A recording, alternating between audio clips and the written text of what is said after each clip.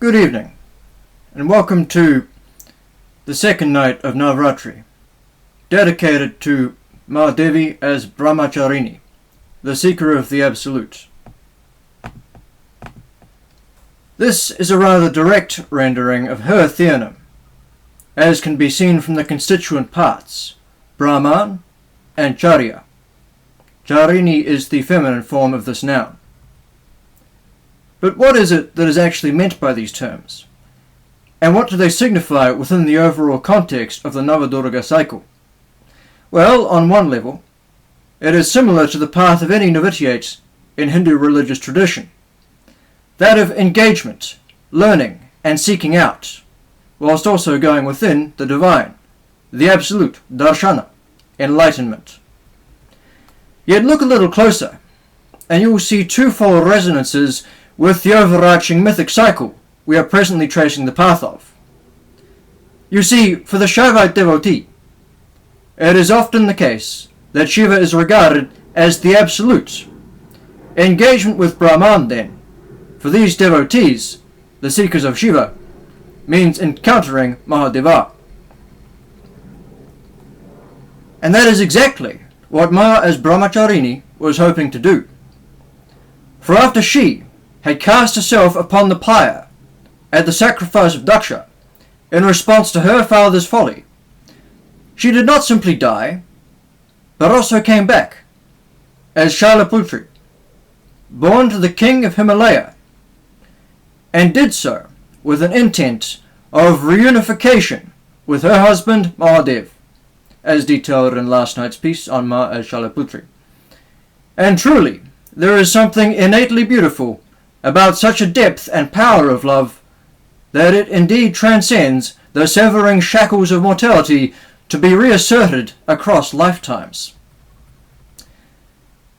Yet it is ever the case, even and especially in the great sagas of the gods, that few things worth having are to be gleaned without strenuous effort and tribulation. Thus, despite Uma having successfully managed to reincarnate even into the kingdom whose Devasne was the Devabhumi, that is to say the land of the gods, immediately proximate to the preferred environs of Umapataye, that is to say Lord Shiva as husband, or lord if you like, of Uma, there remained significant obstacles before the divine couple could be reunited. For one thing, following the death of Lady Sati, the grief of Lord Shiva was inconsolable. Such was its magnitude that when Kamadeva, the god of love, had attempted to strike him with an arrow to re-engender love, in a manner akin to how the Western concept of Cupid and the associated arrows works, Shiva had burned Kama to ashes. His mighty heart, in other words, was verily a cremation ground. Although the funny thing about that metaphor, as the preferred environs of several aspects of Matadi, even though all might seem death and ashes, in amidst the wrack and the ruin, she is yet there. And Vibhuti, ashes in any case, also means power, Shakti. This therefore meant that when Parvati initially happened upon the mighty Adiyogi up in the mountains, he was nigh totally unmoved by her. How could he be? He had lost his, rather mythologically speaking, literal other half, Ardhanarishvara, and spurned the hope of loving again with such force that its incarnate bearer was now smoke particles upon the wind. Although again, funny thing, this too links back to Devi and its symbology. More on that some other time. The young maid of the mountains might indeed be beautiful, might even remind him in some ways of her. But how could she replace her who had been lost? How could anyone hope to match him? Shiva, therefore, does not respond positively to her advances. Indeed, he finds the interruptions to his austerities to be unsettling, and thus relocates higher up in the inhospitable mountains, in pursuit of peace, to sit and smoke and think without intrusion. This is in a manner similar to how, when we are on a quest to understand and engage with something, we start out seeing it loom large and glorious, and think that only a short metaphorical walk will be required to get there, only to find, once you put some effort into meeting it, that the thing, whatever it is, has receded from view, somewhat into the distance like a mirage. It does not mean that it doesn't exist, only that further effort, and meeting the element on its terms rather than simply our own, shall be required. Parvati is dismayed but not discouraged, and resolves to find a way to pierce the veil of his indifference, and prove herself the ideal partner for him once more. To this end, she begins to undertake many of the same practices, of austerities, of yogic conduct, perhaps even of cannabis smoking consumption, and the enduring of the harsh elements out there in the snow, for such Himalaya refers to, Hima, snow and ice in abundance, particularly for extended periods without shelter or heavy clothing, as Mahadeva is habitually engaged in, endeavouring to demonstrate to him their fundamental compatibility and coterminity of essence via imitation, to show that she is a match for him, via being able to emulate even the considerably harsh practices he is undertaking. Needless to say, Parvati's parents are often, although not always, regarded as having been distinctly unimpressed at the way in which their daughter appears to be putting all this effort into hanging around a rough around the edges male and doing all these dangerous and uncourtly things in order to be noticed by him. Just as the path of one's journey of spiritual ascent, by its very definition, entails getting higher and higher, and just as, intrinsic also to this, as with the climb of a mountain, the going gets tougher and tougher in the rougher terrain and the thinned, metaphorical mostly, oxygen, so Parvati follows Shiva ever further into the clouds, shrouding and wreathing the higher mountain peaks. Whatever he does, in this context of austerities, she strives to equal, at last successfully attracting his interest and attention. Wondering who this most curious girl can be, as well as how and why she is engaging in such superhuman feats of endurance and stamina, austerity and aptitude, Mahadeva deigns to make some rather more direct inquiries. He therefore, as is his occasional habit, a cloaked veiled pun there, both senses are meant, appears to her in disguise, and proceeds to ask her what she has been doing, and to what purpose and end. She answers simply and sincerely, and in some tellings they have quite the metaphysical and theological debate.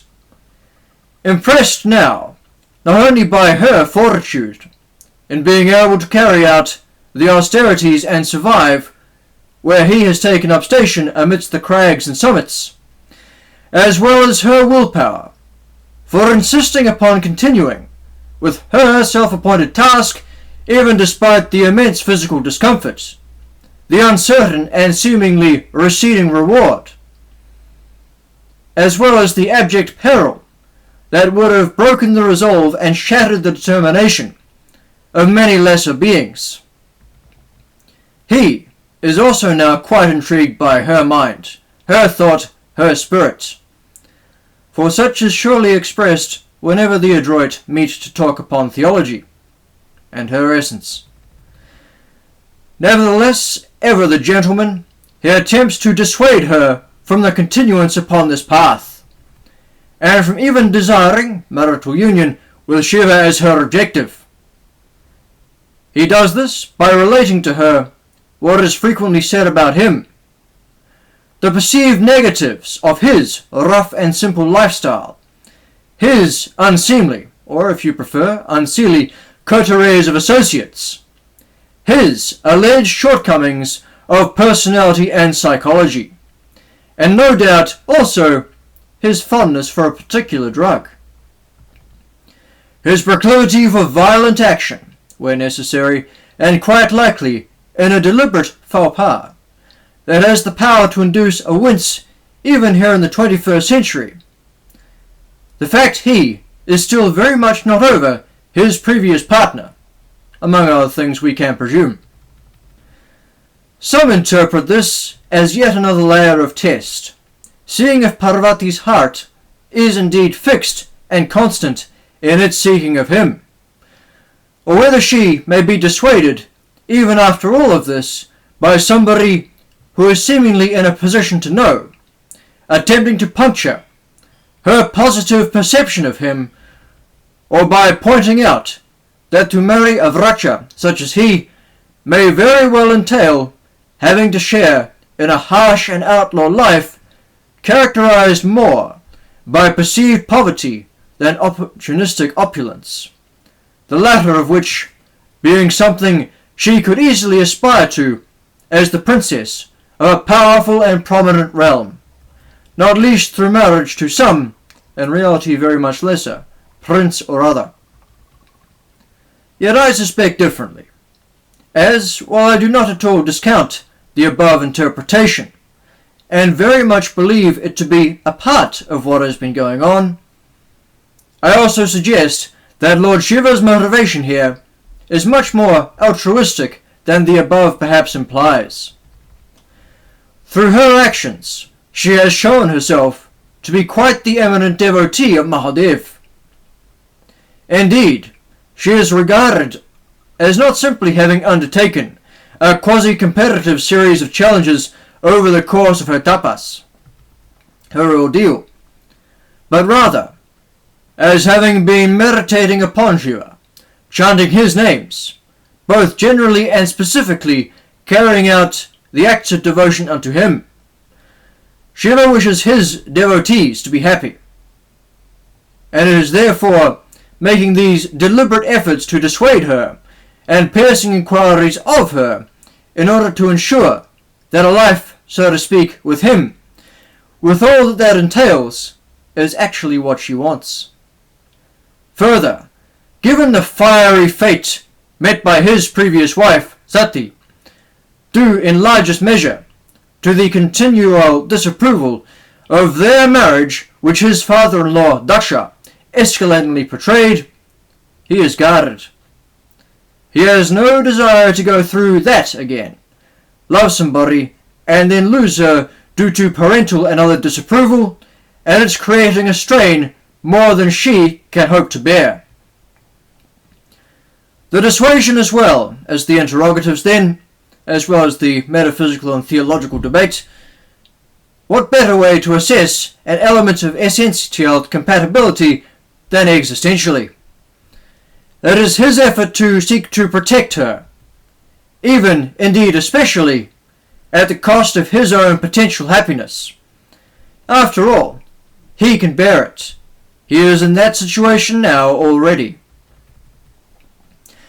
Eventually, however, he relents. He sees in her heart the sincerity and the purity of purpose that have led her there to this point, and perhaps he begins to hope. The narrative thread of the story will be picked up again with tomorrow night's post on Mahachandraganta. However, even leaving things hanging here as I have, it should be plainly apparent the resonance which the tale of Ma Brahmacharini has for any student, any seeker of the divine.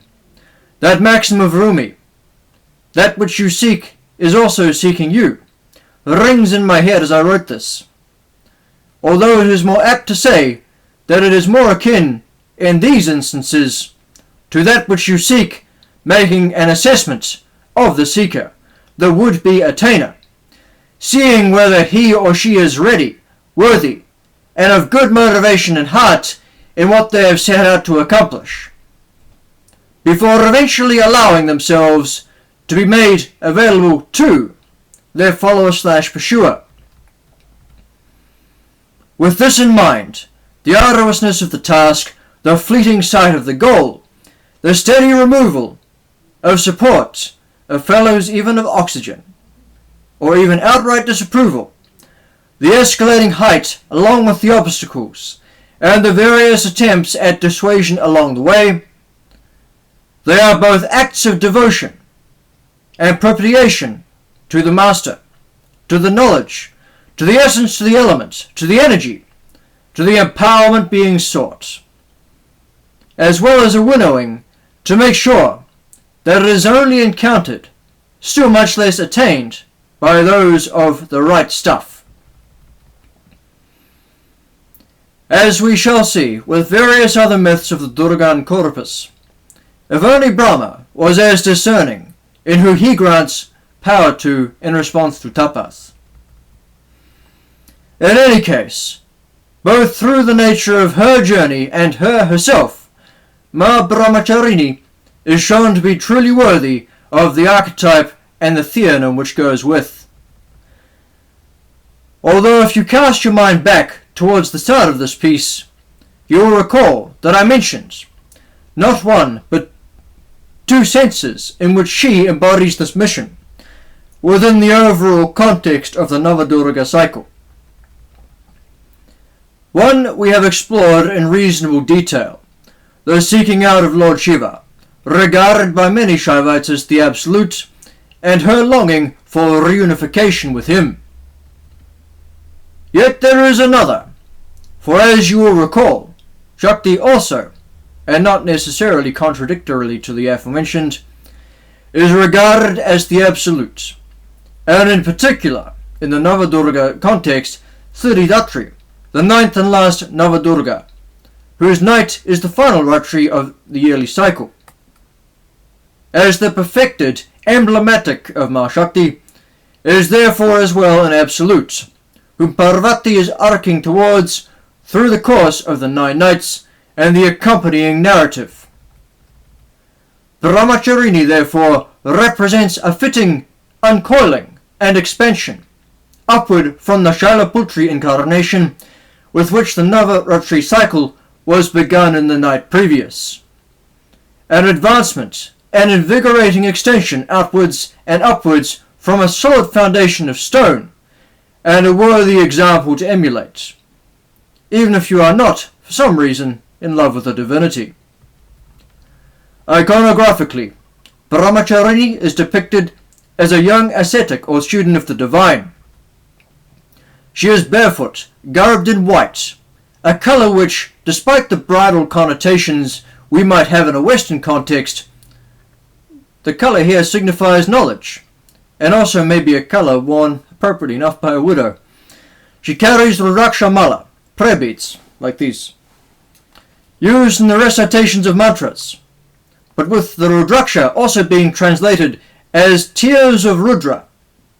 There is therefore a most poignant additional significance to them in her hands here, especially in this phase of the NavaDurga myth. She also carries a kamandalu, a water vessel also carried by ascetics to house their drinking water, or to cut water for ritual purposes, or even to bear the sacred amrit, and in association with the particular waters of holy rivers. Occasionally, she will also be pictured in a pose of one who is carrying out austerities, or in the manner of a priest. The lesson of Brahmacharini for the devotee then is clear. For the most noble of goals, the noblest of efforts shall be required. And these are not often nor easily understood, as they are occurring, by those around you whose gazes of attainment are more consistently affixed upon conventional standards, normal expectations, and regular deeds. The path to extraordinary results is one which exerts extraordinary demands upon the aspirant, and in the compassion of the gods, not all, or even many, are more immediately called to walk thereupon. Should you wish to do so, then be very careful, for this wish may yet ignite a yearning within your soul that cannot be satiated via any other mechanisms nor means. and which might therefore entail you lying broken, within, if not without, from having once started upon this precious path, and then having turned back at some stage afore having ever really been tested. Or, for that matter, having been found unequal to the rigours which were demanded of you, even potentially only by yourself, in the course of your steps on towards the Most High. And that is a sad fate, one that it may take much of the rest of your life to overcome. Yet in some ways, it is not a choice but a calling to endeavour to climb this most perilous ascent, not simply because it is there, as was uttered by the explorer George Mallory shortly before his death, attempting to be the first man to climb Everest, the highest peak amidst the very same mountain range where Parvati met her rather happier fate, but rather because the it has called out to you to head up there, to be closer to it. Although with Nas, Nordic Aryan Sangha, principles perhaps in mind, it is worthy of note that for many are called, but few are chosen, is also an appropriately Odinic motto. Doubly so when we consider that the call in question may also be a howl, a shout, a roar, and yes, even a lament, rather than necessarily a rallying cry. Your death too may serve a purpose, sad though it is, for many of the persons more immediately involved. Think of Ravana, similarly etymologically derived, funnily enough, another one who found himself called to a greatness, and whether he knew it then or not, to the high mountain peak amidst the lands of snow and ice. Yet assuming for a moment that you are intended to mountain here, that of course being a pun with here, the Germanic term for a raiding party and army, your way to meaning in such a manner then, what is needed, what is necessary within you, is such a strong burning willpower to see it through, that even the fairly literal frost-bitten temperatures around you shall be kept at bay through its warmth. And as we noted in previous pieces, there is an interesting potential point of connection here between tapas, the austerities undertaken by the devotee, and the Tabiti deity of the Scythians, a goddess of pious fire, of radiant devotion, apparently at the head of their pantheon. And that is not even the screaming winds of the Vayuvatasphere, thus referencing the latter developments of these terms to the particular layers of the atmosphere, ascending closer to the Akasha directly, that even these winds are unable to put it out, nor the snow and the hail to douse it. Not many people, and for that matter, not even all that many gods, are willing, nor even especially able, to put themselves through all of that for potentially rather uncertain reward. That is partially why Mahadeva dwells there from time to time. For it may be a small world, at the top of the highest mountain peak, but everyone knows him there. And there are few, if any, pretensions to be found amidst the bare rock and scything winds. They have all been, much like delusion itself, as we get closer to Brahman, stripped away, often along with the beings who dared to attempt to carry them thither up the crags toward the utter sky. But then for those who know, really, truly know, that that is where their destiny lies, it is not uncertain reward at all. The reward, thusly construed, it really simply is certain. It is only their strength, their determination, their willpower, their aptitudes, their resources to get there that are under test. All of which reminds me of a quotation from the Count of Monte Cristo, So, preferring death to capture, I accomplished the most astonishing deeds, and which more than once showed me that the too great care we take of our bodies is the only obstacle to the success of those projects which require rapid decision and vigorous and determined execution. In reality, when you have once devoted your life to your enterprises, you are no longer the equal of other men, or rather, other men are no longer your equals. And whosoever has taken this resolution feels his strength and resources doubled. And with the concepts of Karma Yoga doctrine in mind, this is a level of dedication and highly sharpened focus that can be rendered intensively applicable to almost any pursuit worthy of having in anybody's life.